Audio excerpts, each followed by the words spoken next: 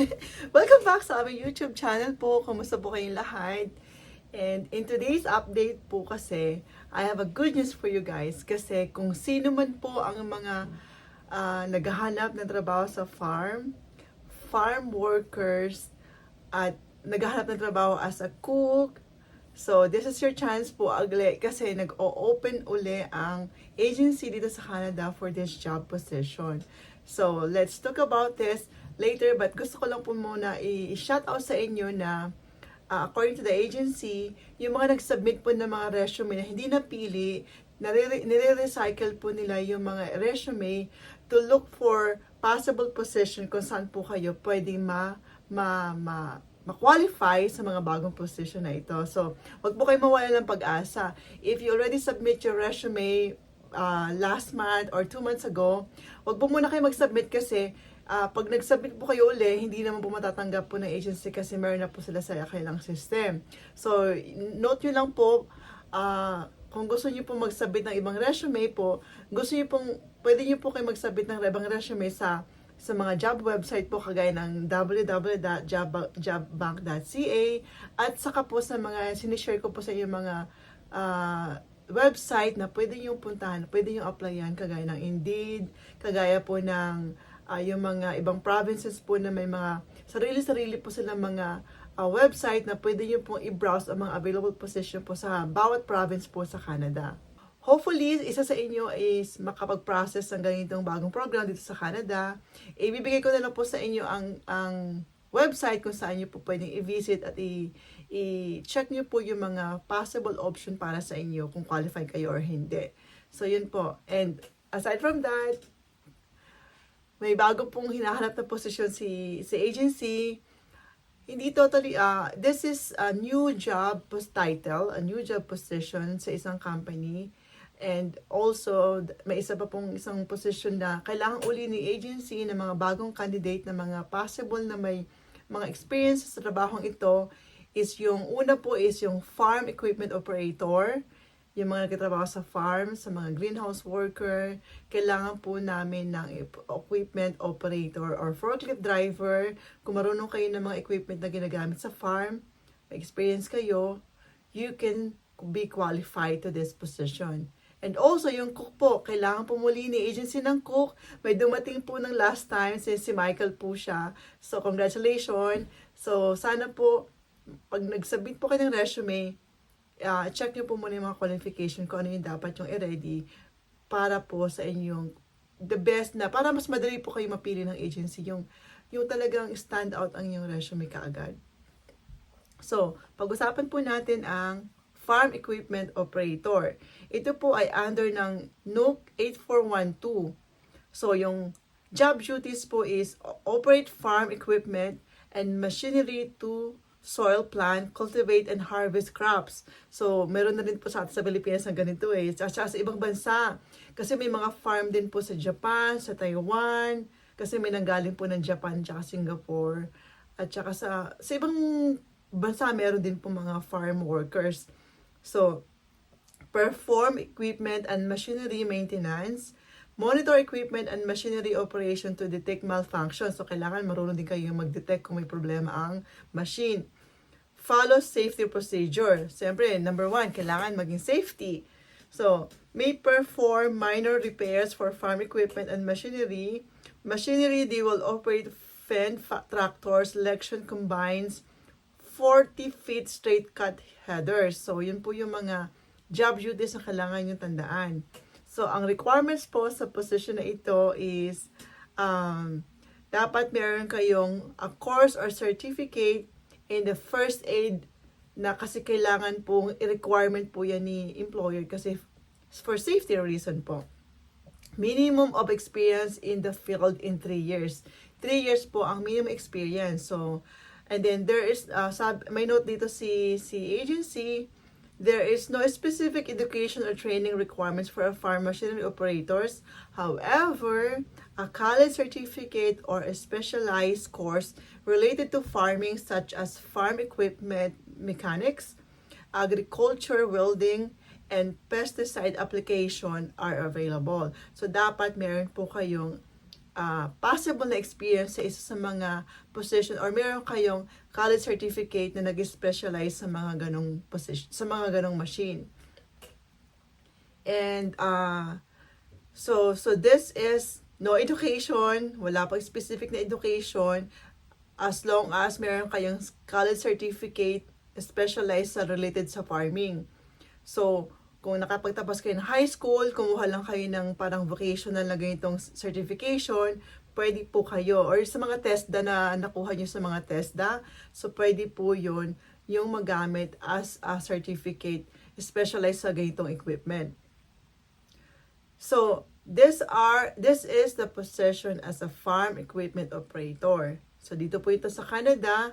So, submit your resume sa aking email address, mavelfrias14@gmail.com. So, yung next position po is na may mga dumating na po sa position na ito. Ito po yung cook.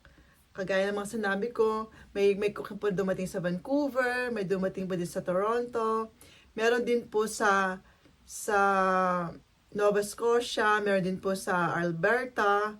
So, this time naman is cook para po sa Montreal ng posisyon, sa Montreal na province pala. I mean, this is part of Quebec province. So, city to ng province sa Montreal. So, pag-usapan po natin ang job description. Cook, prepare, this is, before I start, nakalagay sa job description kaagad. Chinese, Vietnamese, and Thai dishes ang kailangan yung ihanda na pagkain. So, dapat meron kayong experience, marunong kayo magluto ng Chinese, Vietnamese, or Thai. Kasi kailangan nyo ng experience. Sa pagluto talaga kailangan ng experience. Pero if you done culinary courses, na-try nyo rin po magluto ng mga ganitong klaseng pagkain. Chinese parang similar naman po sa atin, Pilipinas parang Pilipino. Pero may mga specific sila mga spices na ginagamit, na iba rin naman sa ginagamit natin. So, ang job description, aside from being a cook, you should know how to plan yung menu, determine yung portion, yung orders necessary sa supplies, kung ano yung mga supplies na kailangan yung gamitin. So, clean kitchen and work areas, work with specialized kitchen tools. So, may mga tools na kailangan yung specific na alam yung gamitin. Alam ko, pag nasa mga malalaking restaurant, malalaking mga kaldero ginagamit, diba? So, requirements. Education is an high school diploma.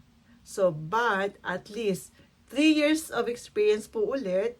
If the candidate does not have experience, an apprenticeship program equivalent to the Diploma of Professional Studies in Cooking or DAP sectioning in minimum of 1,470 hours of training.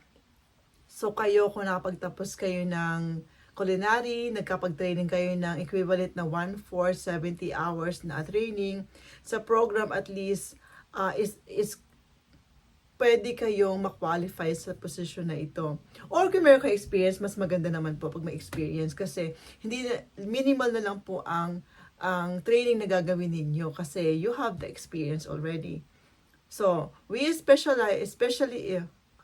specifically need a cook with knowledge in Chinese, Vietnamese, and Thai cuisine. Knowledge of cooking with a wok and a saute pans is required. So, yung mga nagtatrabaho sa mga parang Mandarin restaurant, sa mga Chinese restaurant, yung tinatawag nyo eat all you can na mga restaurant na pag kumain kayo doon, pwede kayo magpaluto sa kanila ng direct, parang ganun.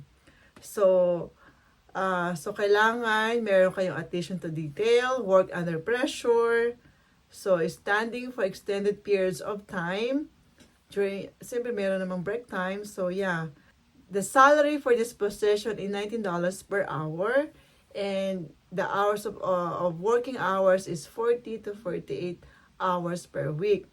So meron na kayong 8 hours na overtime kasi qualify lang dito na 40 hours a week. But it's 40 to 48 hours a week. So, yung 8 hours, just in case may overtime, mag-extended hours kayo, kasi kailangan patapusin na kung may customer pa, you have to stay. So, yan po ang dalawang position na kailangan ni agency dito sa Canada, cook and farm equipment operator. So, we call it, meron naman operator ng mga forklift, operator ng mga pang-cultivate ng lupa, pang-tanim, pang-harvest. So, yung mga equipment na kailangan nyo pong ihanda na dapat mayroon kayong experience. So, submit your resume is either to me or sa agency website po. Yung binigay ko na po yung website dati. I'm giving this again.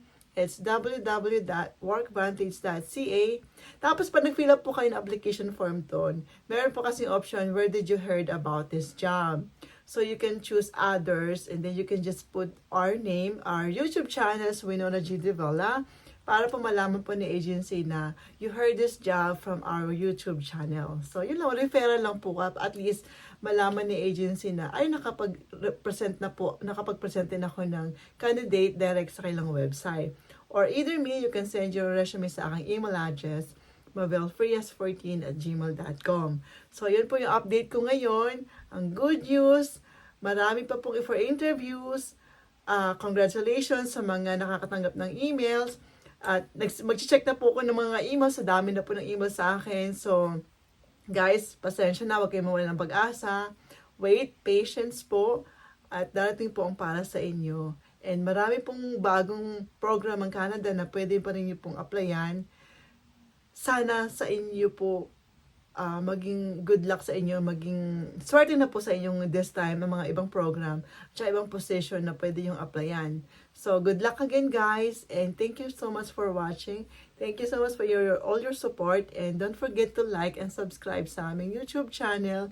Thank you so much, and supportahan niyo po ako sa aking Facebook page po, Ate Mabel ng Bayan, and yeah, thank you so much. Bye now!